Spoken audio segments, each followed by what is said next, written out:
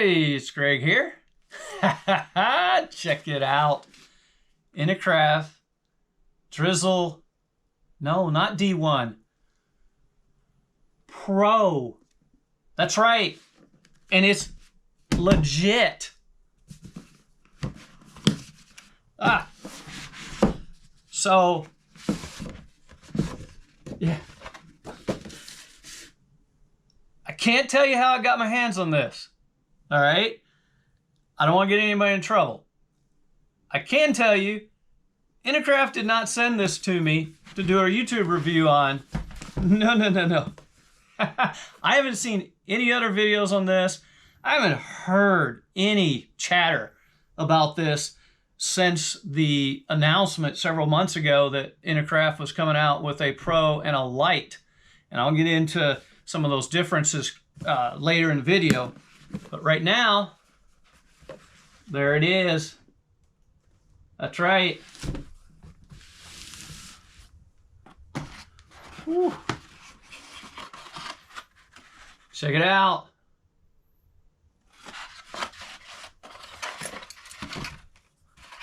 That is a good looking gun. Sorry, I suppose you guys want to see it too. That's right.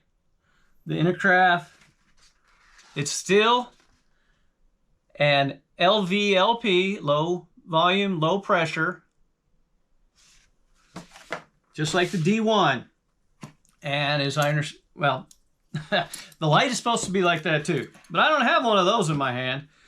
And so this has a 1.3 cap on it, nozzle. And I will tell you, so this came with a 1.3 cap nozzle, and what's interesting is it has a 1.3B and a 1.3C. Have you ever heard of a B and a C related to the nozzle size? I hadn't either, assuming you haven't. Because I haven't, but I'm not a pro either. Maybe you have. If you have, let me know in the comments. But my guess is that the B is for base, C is for clear. Purely a guess. All right. So what do we want to look at? The cap. See the back there. And it. Whoa.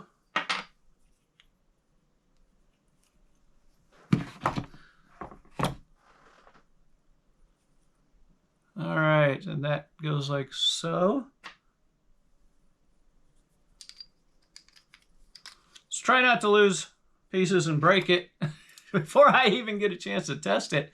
And there's the nozzle there. I will tell you this. Oh, that's quality right there. This is quality. This is not that cheap stuff you find out there. The trigger, oh, they got all these in. I can hear it. That's the spring. But other than the spring, it feels good. Feels real good. All right. Yeah, that's smooth. Real smooth, and it's got lines so you can tell.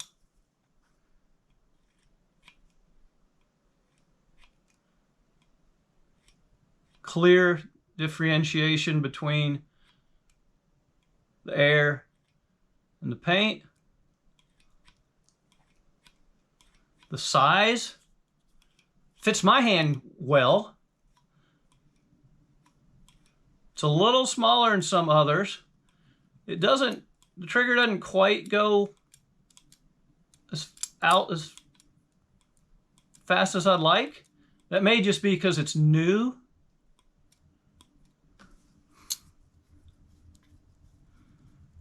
And that, yeah, just backs out. All right. What else did it come with?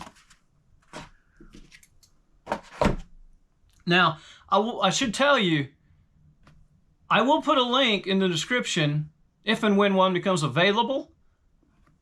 It's not listed on the Inokraft page. It's not listed on Amazon.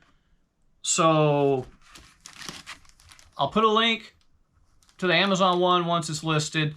And, but right now you apparently can't buy one. So I just so you know, I lucked into this, found out just a couple days ago that I could get my hands on this from someone, and that's why I have it. So, this weekend I am going to paint a fender with it. I'll do a video on that so you can see how it actually sprays. What does it come with? Pressure gauge. Oh, that's good. And this is not the cheap stuff. And a what do they call them? PPF, something like that. Adapter and the fitting, air hose fitting. You got a tool. A second rod there, and this must be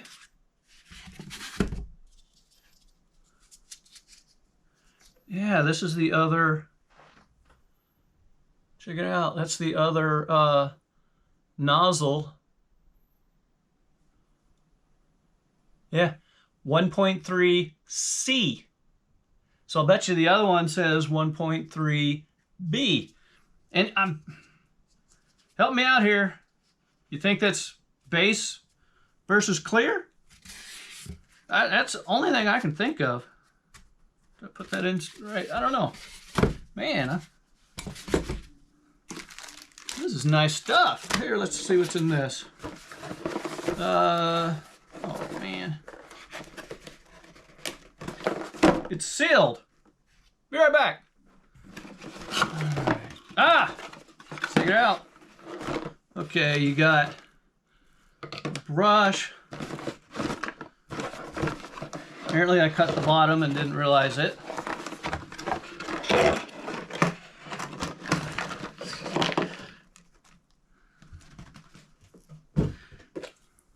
So some disposable cups for measuring basic, all right. And a brush. That's it for the cleaning. There's nothing else. Nothing else in here. All right.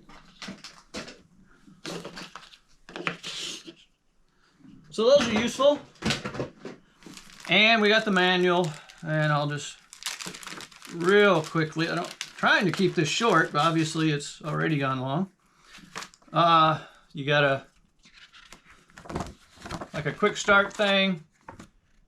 And I think that's, well, German? Kind of looks like German. Manual. And paint. How to mix paint stuff and use the disposable cup system. Okay, so, well, there you go. That's the unboxing.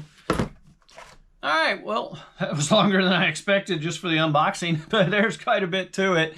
Now, I do have some information that I've gotten, that I've collected. I can't say where, but so just real quickly. So on the light version, I don't have much information on that at all. What I found was that it's going to be marketed for beginners, budget users, and is made to compete with the cheap Amazon Harbor Freight ones with simplified design, basic atomization, and efficiency focused on affordability. Now the D1, you've probably heard of the D1. You may have even used the D1. That's kind of the go-to good gun for the DIYer in the low volume, low pressure category. That's kind of the one to get, and it's marketed for your DIYers, your hobbyists. Was marketed for beginners. Key features is its quick setup, good atomization and efficiency, one-piece forged aluminum body with Teflon coating, Working pressure is 29 to 51 psi. Air consumption 3 to 3.9 CFM. Priced around $80 to $108 depending on what you get.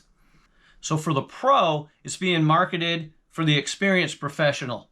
Some of the key features: enhanced precision and durability for pro-grade results, no O-ring design, easy to clean, and stainless steel chambers. So those chambers in here are actually stainless. They're not going to rust. And the body is still Teflon coated. It has upgraded ergonomics and adjustability, high efficiency atomization, low overspray. This is supposed to save a lot of paint. I mean, I have heard up to 30%. If that's true, that's huge. So keep an eye on that. It's supposed to have roughly 10-inch spray pattern from 8 inches. I will let you know in the next video when I actually use it on painting a fender. It is very light, very light. Working pressure is supposed to be 29 to 43 psi, which the high end is a little lower on the working pressure, but the air consumption is 7.7 CFM at 29 psi. So air consumption is basically twice that of a D1. Bear that in mind. It is still, basically less than 10 is considered low volume, low pressure. It came with two 1.3 nozzles, a B and a C. I'm just guessing that that's base coat, clear coat, but I could be wrong on that. Price, what I'm hearing is about 200 bucks, somewhere around 200. So it's basically twice the price of the D1. So the key difference between the D1 and the Pro: the D1 is ideal for most users with its all-in-one kit and versatility, offering pro results at a mid-range price. The Pro offers superior build quality, finer controls, and easy cleaning, making it worth the upgrade for frequent painters.